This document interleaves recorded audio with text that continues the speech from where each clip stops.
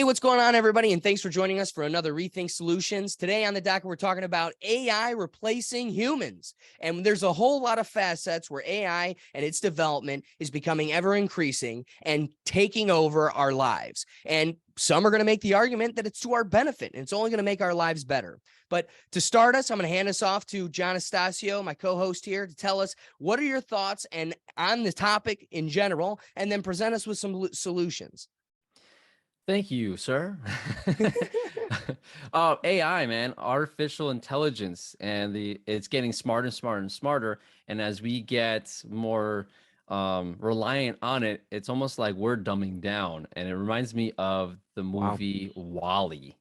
I don't want to be a fat roly-poly who forgot how to walk. I'm mad you brought that up before me, because I was definitely going to be referencing Wall-E, us being just fat lards in a moving chair. But at least I got the beautiful screen in front of me, so I don't have to recognize. I can escape from the fact that I'm just a blub of lard in a chair, and I can just watch HGTV all day. Yeah, exactly. We get stuck at home, and I mean, it's getting closer to being able to not leave your home, because why move when you can order pizza and order your Christmas presents, order uh uh anything that you need, and then order somebody to come and drop it off if there's no company that does it, and then order somebody to fix something in your house. It's just order out, order out. And now it's with AI. Maybe the AI will do the ordering out, so you might not know what you need, and it'll tell you what you need before you need it, and then you forget your needs, and then you're just a blob sitting there creating this little dent in your couch, and you'll be one of those people that need a crane to be lifted out. Like, that's nuts. What's happening? Right. Well, and then Yeah. additionally, all you're going to see is, so let's get into the details here. Yeah. AI is not only just replacing, jobs. They're coming for our jobs. Like, yeah, sorry. Your level of competence at 45, being only able to take on orders at McDonald's, and still, I say no ketchup, but it's still coming. You were definitely going to be replaced by a kiosk. That was inevitable.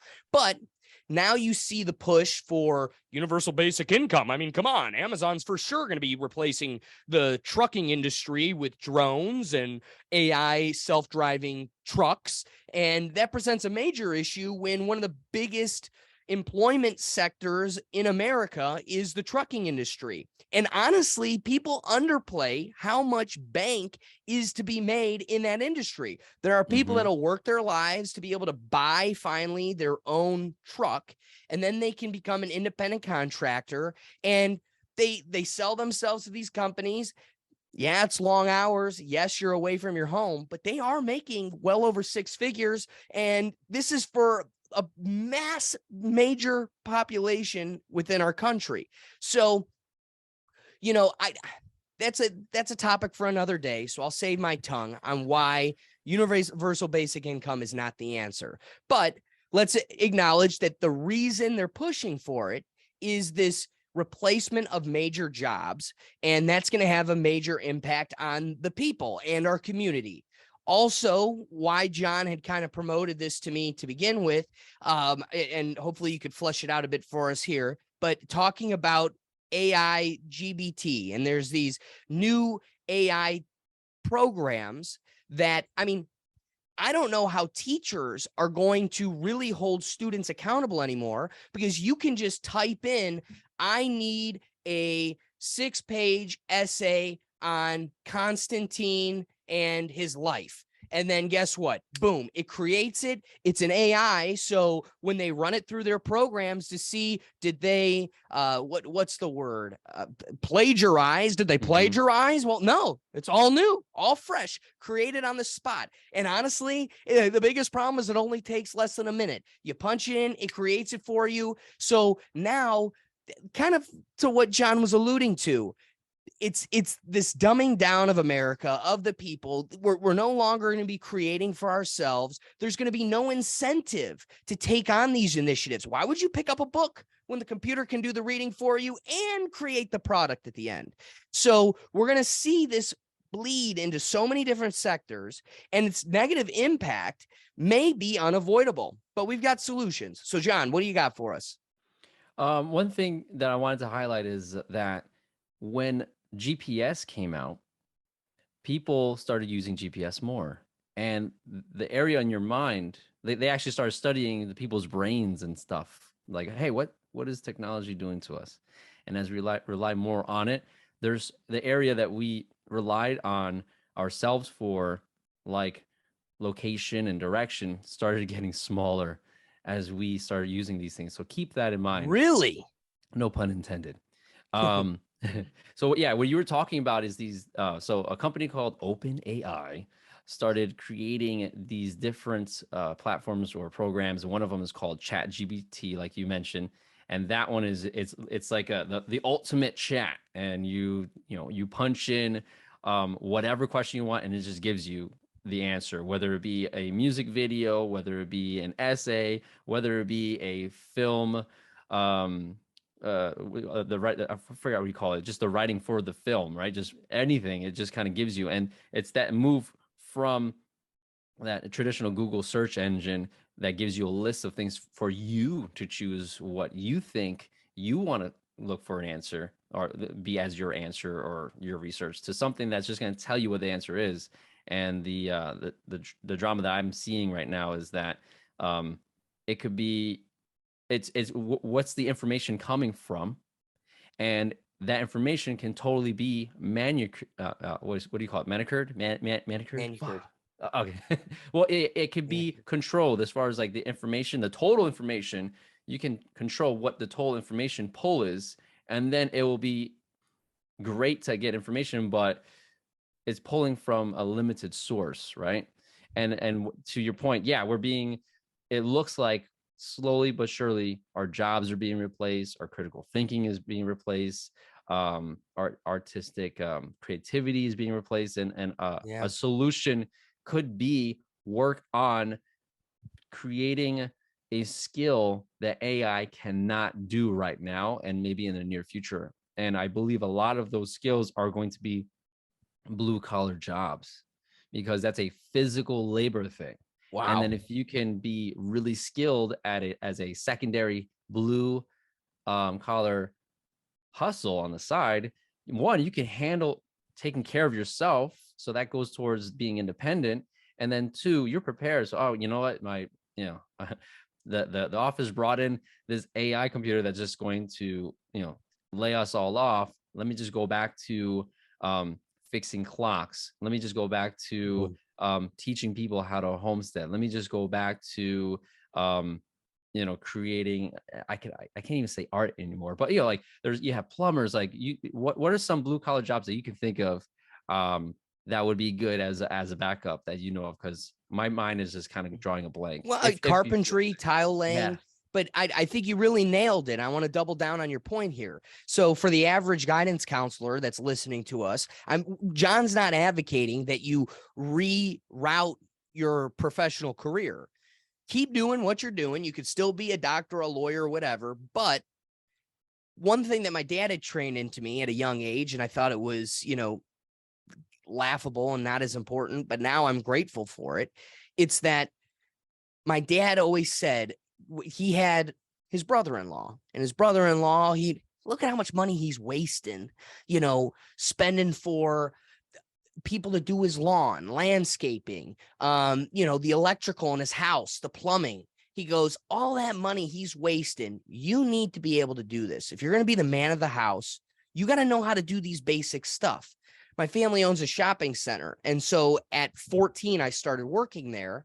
And as I got older, 16 or so, my uncle, I'd have my basic jobs. I'm picking up cigarette butts in the parking lot or whatever the case may be. But when they would arrive, changing ceiling towels. But when the day would arise, my uncle would be like, I could do this in seconds, but you are now going to do all the electrical for the sign out by the street. I'm going to watch you electrocute yourself, but this is a skill you need to have.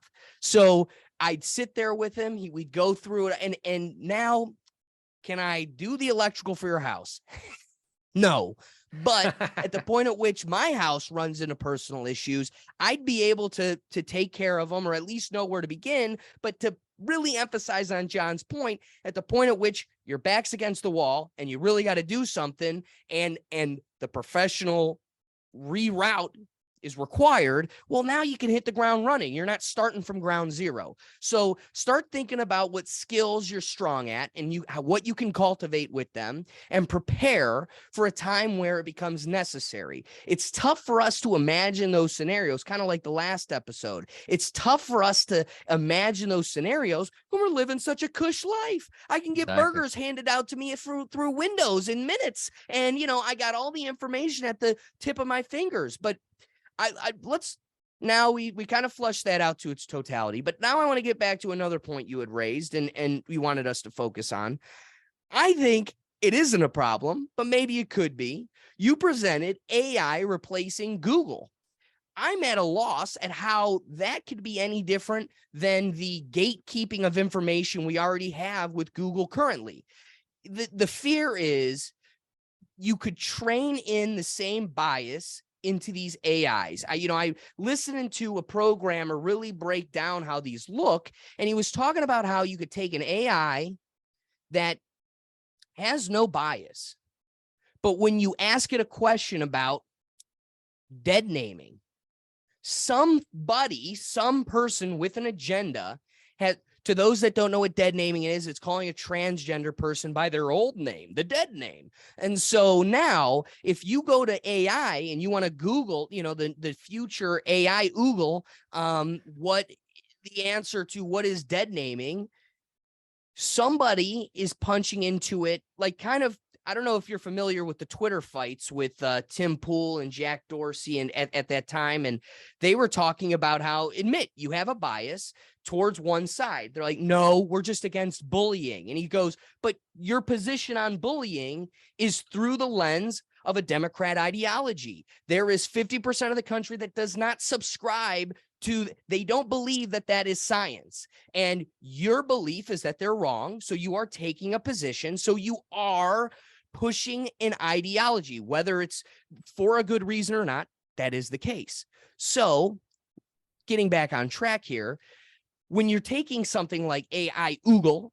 and it's going to replace the gatekeepers of information that is Google, my curiosity is, how's that any different than the already heavily reliant tool that is Google? I feel like you're replacing one problem with another, and the new one may be less problematic, because I imagine as it gets more independent and creative, the creator has a less ability to manipulate and push its bias agenda.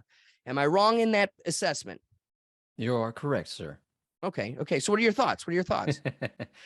I completely agree. I don't want to make what you said more complicated, because you summed it up very well. I agree. The AI is going to be pulling from somewheres. And the current program is literally using us to program it. And so, who's getting access to program it? And then who's limiting, or who's choosing what is allowed from the pool of information that's being shared? And yeah, you can ask a question that's a biased question for a biased answer. I forgot what they're called. I think it's like a leading question. And it could be, now you have AI on your side to give you leading answers to questions to present. And now I could see AI leading questions and answers fighting each other. And now it's just not people arguing, it's the answers that it's okay, how good of a questioner are you? And I'm like, all right, this is going to be nuts. But to your point, yeah, it's just one issue being replaced with another. And the critical thinking is going to be even more confusing, because now you have to tackle another program and figure out how that works. That's my thought. No, I love that thought. So let's get to the heart of the question. What's the solution to AI replacing humans? I want to give an analogy. I think of it kind of like, a saw that was built in 1942. Let's go 1960. All right. So you have a hand saw that was built in 1960. My dad's tools that were built when his dad was, hit in his 50s, and when my dad was a kid, and those tools are following him, and I can bet you that they'll end up in my garage as well. There was a time where quality persisted over anything. Now it's, I want it now, I want it fast, and I want it easy. I mean, how many garden hose nozzles went from hard plastic and rubber and metal to, or sorry, hard rubber and metal to plastic? It's just plastic now. My dad's all about hose, and he drops the hose, it's cracked, it just shattered into bits. Whereas all the old nozzles used to be hard. So here's what I present. I'm not saying you can't involve yourself in the new technologies as they present themselves. So now the new saw, the 2022 saw comes out. It's cheap. It's got a cheap handle. It's quick. It's easy. Profit margins are huge because of it. And it looks beautiful. Oh my God. It looks like right out of Halo. And it's awesome. Glowing. But here's the key. You can buy into the new modern world and indulge a bit and use those tools as long as you still hold on to that old saw and you don't let it dull, right? And that analogy can be applied to really anything: your critical thinking, your creative aspects, your work ethics, all of those things. You just can't throw them by the wayside and allow them to rust and dull. Keep them fresh, keep using them, because it's inevitable that plastic handle is going to shatter, the cheaper metal is going to dull quicker, and at some point you're going to go, wow, I think it was better in the old world. And I think we're never going to go back to resorting to that old world totally. But I think the real winners are the people that hold the perfect balance between the two. What are your thoughts? I really like that analogy. And it makes me think, one, we got to just stop getting stuff from China. Boom. And then two, that I like your analogy because it goes with the ideology of, remember your past, remember where you come from, so that as you go into the future, you can stay aligned with your purpose and your values and what is important to you. And as you forget your past, your values, your center of self, your center of purpose starts to alter. And so that I really like the idea of remembering where we come from as a society, where we come from as people, our ups, our downs, our mistakes. Have those mistakes there in stone somewhere so we can look at it and say, we don't want to do that again.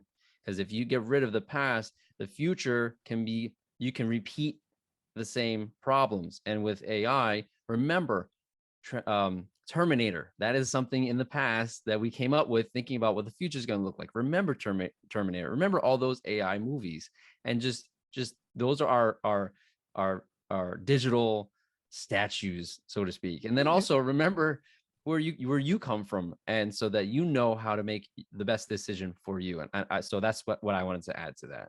I love that. Great solution. Guys, if we made you laugh, if we made you think, the best thing you could do to support this show is share that link, copy that link, text it to your friends, post it on your Facebook. If you liked it, that means somebody else in your circle is definitely going to like it too. Otherwise, you can catch all of our content on our website at www.rethinkthinkpodcast.com. John, tell them where they can find you. www.newagehuman.com. Videos on YouTube, BitChute, and Rumble. And if you want to follow on Instagram, is at Jon Astacio, JONASTACIO. Awesome. I'm Alexander Grgat. You can catch me at Grgat57. Otherwise, guys, we'll catch you next Thursday. Peace. Peace.